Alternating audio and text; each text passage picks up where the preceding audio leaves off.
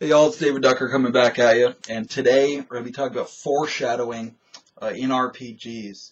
Foreshadowing is a very important technique. It's a world building technique in the narrative. You know, you can build a world on paper, but if you don't narrate it properly, if you don't build it in the imagination of your players, it doesn't really matter if you built a great world or not. It's not translated well.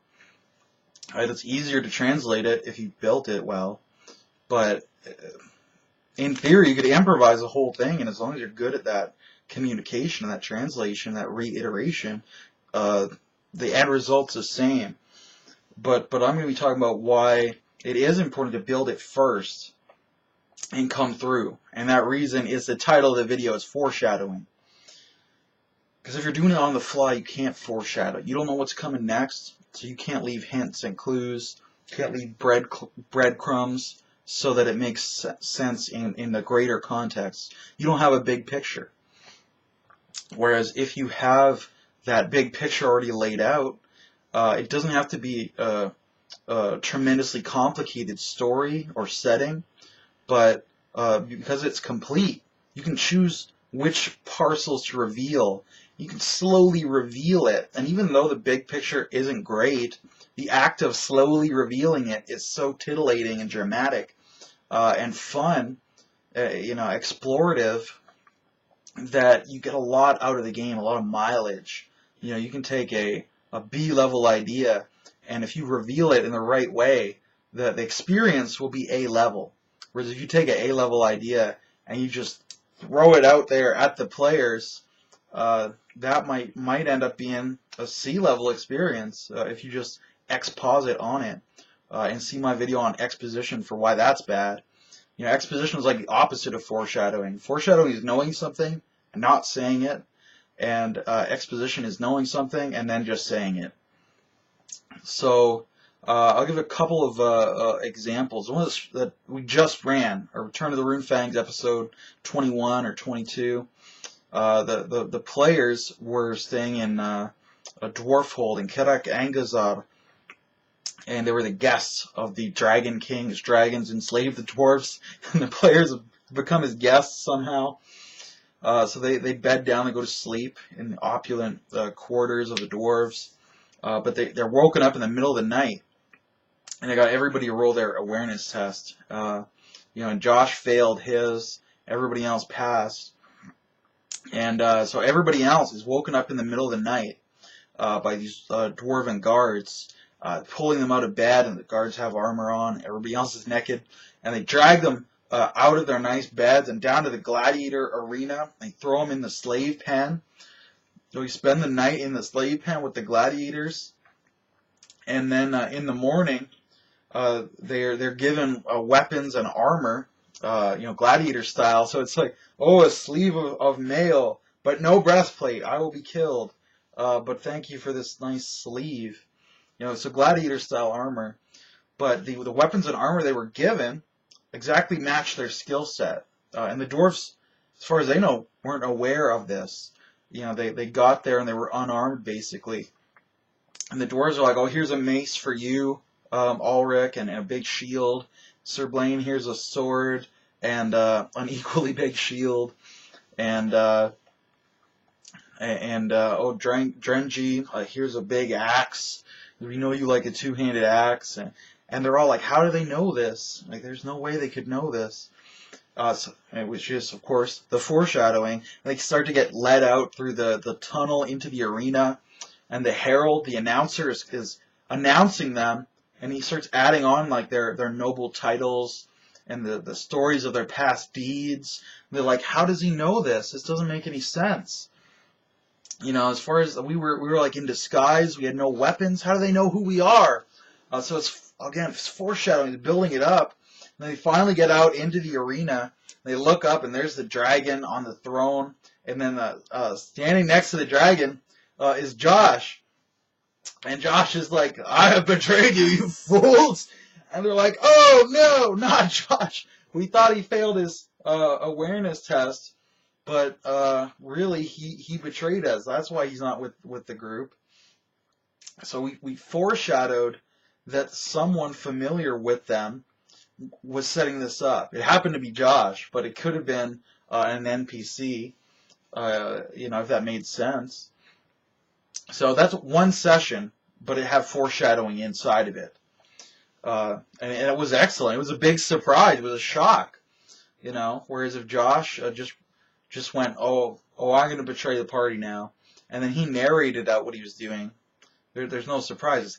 It's exposition then. It's not as useful for entertainment value. Another example, we'll go back to Return of the Runefang since it's fresh in my mind. The players are traveling through Averland. Is it Averland? Yes. Traveling through Averland. It's fresh in my mind, darn it. I can remember this. And they've stopped at 4 cities as they're heading through Averland. Like episodes 10 all the way through 20 is just them touring Averland. And in each city, they find that the local army is being mustered. All the troops are being pulled in from the countryside. Everywhere they go, there's soldiers everywhere. And then they don't know why. They've asked the different barons, why is your army here? And they always have some kind of excuse. Like the first time, it was like, oh, okay, that makes sense. And the second time, like, okay, well, I guess that sounds like it makes sense. But did you know your neighbor also mustered his army? And the baron's like, oh, don't worry about that. and then they got to the 3rd city, and they're like, why is your army mustered? What's up, bro? What's with all the soldiers? And he's like, oh, yes, we need the soldiers to protect us from the orcs. And they're like, the orcs. Sure, yeah, right. They know something's going on, but they don't know what. This is foreshadowing. When it's revealed that that so and so is attacking so and so, the players will be like, that makes sense. That's why they were doing that. It was foreshadowed. So it's. If I just came out, and I could have done this, it could have been like first session, so-and-so attacks so-and-so, and we go right into that storyline. We could have done that, absolutely. But by building it up, we get that foreshadowing, the reveal, the mystery, the titillation, and that's excellent. It's fun. A lot of people say, oh, as long as you have fun, you don't need all these fancy techniques. Well, the fancy techniques add fun. It's complicated fun for an adult audience. We're not a bunch of kids who need instant gratification. We like mystery. We like thinking about things. How do things work? Why do they work? And having our plans. If we think something works one way, our plan might go that way. And if we think something works a different way, our plan will be different. And sometimes our information is wrong. But we enjoy the problem solving instead of just here's the plot. I'll just give it to you on a silver platter. You don't have to think about it. You just eat it and maybe digest. No, I like people to if you're watching Food Network's all about foreshadowing. They're cutting up the food. They cut up the carrots and the celery and some onion. And we start browning that and get some butter in. They show the shot of the melting butter seeping over everything, and then they throw in like some beef and brown up that beef. And then the host is always like, oh, it smells so delicious. And throwing in herbs. And he's like, oh, this mint will add a wonderful tang. And they're foreshadowing. They're building it up. They could just come out and be like, here's a plate of food, and these are the ingredients that went into it. But it's not as entertaining. It's more entertaining if they slowly titillate you and build it up. That's where you get the payoff out of. And storytelling, that's just storytelling. That's the story of a meal, and our stories are going to be bigger, so they need to be more complex than that. And foreshadowing is one of the #1 techniques, because it's so easy to do with just a little bit of forethought, and the payoff is so big. With foreshadowing, you can take, like I said, a B-level plot and make it seem like an A-level plot. Without foreshadowing, like I said, you can take something great and make it look not so great if you don't present it right. So that's my thoughts on foreshadowing. That's a couple of examples for you.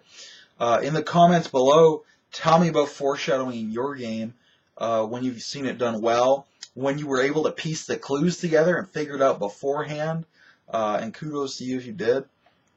So ramble at me about foreshadowing now that I wasted your time talking about it. And in the meantime, I'm going to sign off. I hope y'all have a good day.